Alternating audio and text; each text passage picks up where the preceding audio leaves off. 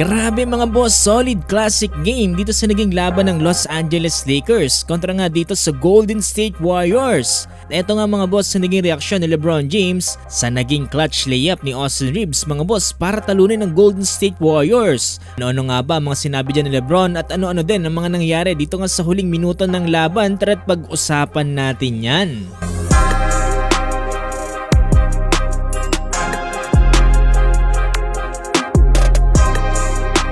Ito na ata mga boss ang isa sa pinakamagandang laban ngayong Christmas game sa NBA.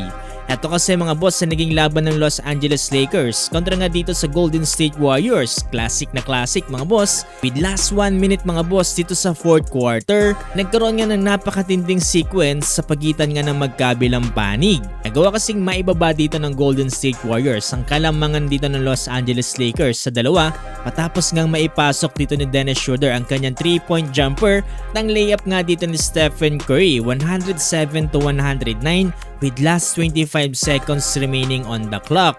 Mawag na nga ng full timeout dyan ng Los Angeles Lakers dahil limitado na lamang ang oras dito mga boss ng Golden State Warriors. Kinakailangan na nga nilang i-foul kaagad dito nga ang Los Angeles Lakers. Max Christie ang unang tumira dito sa free throw mga boss para sa Los Angeles Lakers. Naipasok niya naman ang dalawang tira dyan 111-107.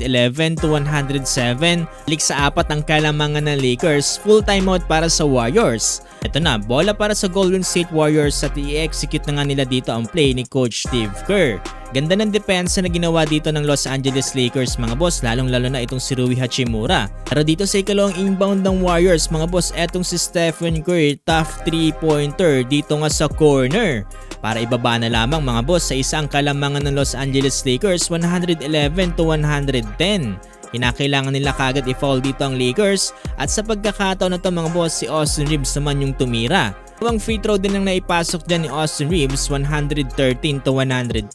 Mang na lang ng 3 points ang Lakers. At etong matindi mga boss with last 7 seconds remaining ay naipasok din ni Stephen Curry ang kanyang long 3-pointer para maitablas 113 ng score. Mawag ulit ng full timeout dyan mga boss ang Los Angeles Lakers at itong si Austin Reeves ang may dala-dala ng bola. Driving inside the paint mga boss, tough layup para sa mas malaking bantay. Pasok yan para kay Austin Reeves, panalong Los Angeles Lakers 115-113. Grabe mga boss, ito na atang isa sa mga pinakamagandang sequence na nangyari ngayong araw. Dahil dyan mga boss, hindi napigilang mapuri dito ni LeBron James itong si Austin Reeves dahil sa kanyang clutch layup. Nauri din mga boss dito nga ni LeBron including ang mga bench players dahil kahit nga wala daw dito si Anthony Davis ay ginawa nga daw nilang lahat ng kanilang mga trabaho. Ay tanong din kay LeBron mga boss kung ano nga ba daw yung pakiramdam niya na tuwing makakalaban niya itong si Stephen Curry. Sabi dito ni LeBron mga boss ay ini-enjoy na nga lang daw nila dito yung bawat game na makakalaban niya itong si Stephen Curry dahil hindi na nga daw maiiwasan yung retirement para sa kanilang dalawa. Ini-enjoy na lamang nila yung each game na magkakaharap sila.